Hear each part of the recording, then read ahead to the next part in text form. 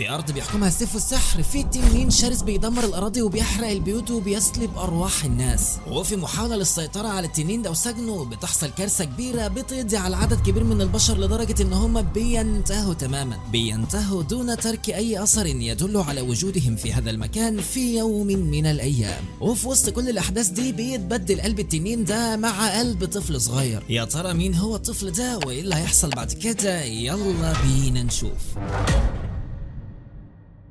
بتبدأ قصتنا في قارة كونان، ودي القارة اللي موجود فيها أقوى 3 ممالك، وهما مملكة أموريا ومملكة إيشل ومملكة فان، واللي كانوا مشهورين بالقوة، وإن لو حرب قامت ما بينهم القارة كلها هتنتهي. وكان في خطر واحد بيهدد ال3 ممالك، وهو تنين اسمه دانغان، والكل كان بيخاف منه، وبسببه مات ناس كتير بعد ما كان بيحرق مدن كاملة ويدمرها. بينتقل بينا المشهد وبنشوف واحدة مربوطة مغمى عليها، ولما بتفوق بتشوف خيال بيجري ناحيتها، وفجأة بيظهر التنين دانغان. بتترعب من منظر التنين لكنها بتقدر تفك نفسها، وبيظهر ناس مقنعين حواليها.